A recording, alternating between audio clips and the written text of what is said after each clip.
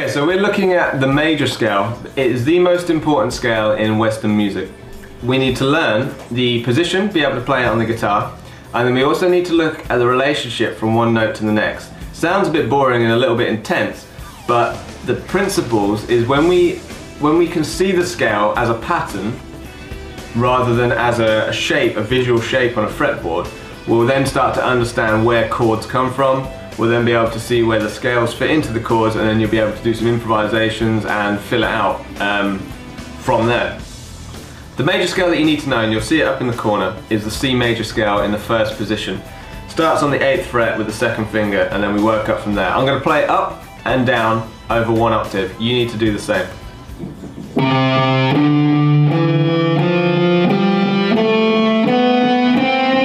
Ascending and then descending.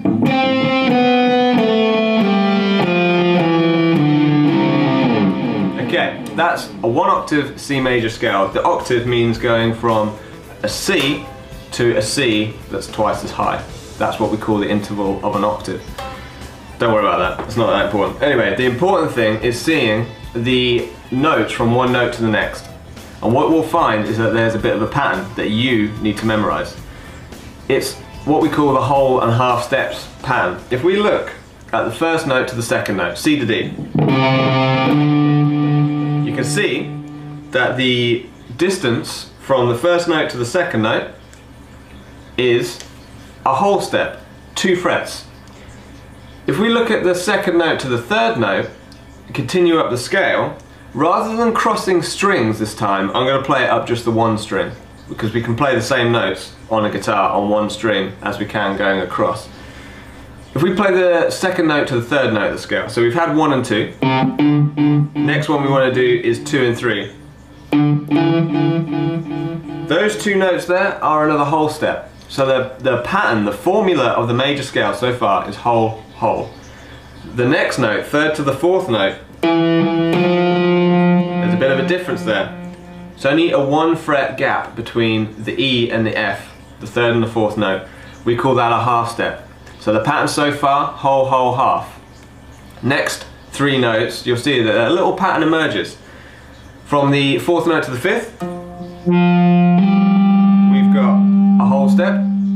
5th to the 6th, whole step. 6th to the 7th note, whole step again, so 3 whole steps in a row now. And finally, we've got a half step to finish it off. So the pattern that you need to memorize, whole, whole, half, whole, whole, whole, half. Memorize it and get it learned, because it's what we've got from there. Once you see the pattern, this is where all the other keys come from, the key signatures and the keys, and you know, you might, whether you've had experience with them or not, you might not have known that this pattern is integral to the whole thing. Okay, so the next part, we're going to be looking at keys and key signatures. Now, this is very simple to understand. If I start, we started on a C in that scale, but if I start from another note, let's take G, and we apply the same formula now, the whole, whole, half, whole, whole, whole, half, to a G note, you'll see that something quite unique happens. Before, when we started on C, it was all natural notes. C, D, E, F, G, A, B, C. When we start from the note G and we follow the same formula, you'll see what happens. We start with G, we do the whole step, we do another whole step. Now those were A and B, so no problem there. Then another half step. Then we've got 3 whole steps coming up. That's a C, so no problem. D, E, and then the 7th note. If you know your notes on the fretboard, and see my other lessons on rexpearson.com if you don't, the fret here that I'm playing is an F sharp, not an F. An F would be 1 fret down, we're 1 fret up. So we've got this new note, we've got this thing called a sharp. Now a sharp raises a note by 1 fret. So if you're playing F, and you raise it 1 fret, it becomes an F sharp. Okay, if you were to map out, and you don't have to do this, I'm going to display for you a little diagram, or you can go over to rexpearson.com and look at the lesson pack.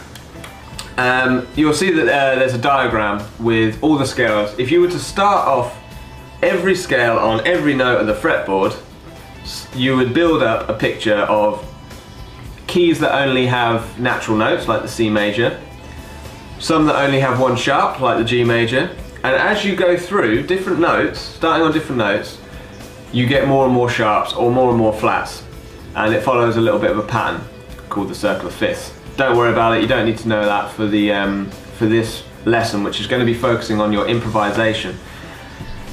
Once you can see where the keys come from, you should also understand how those keys are created. That's the deeper understanding that we're working on here, from that whole half sort of pattern. By understanding that, you've then built up this table, which I've done for you, so you can just have to use it for reference to find out how many sharps and flats. If you ever read music as a jazz player or classical player, you now know where those key signatures come from, and you might even be able to memorize that table and work out what key you're in from a key signature. That's the end of this part. So you should now know the whole half step pattern from a major scale. You should also know where keys and key signatures come from. I know that was a little bit boring, but next lesson we're going to do a little bit more playing. I hope you didn't skip over it, and I hope you're still with me, and I'll see you in part 2. Alright?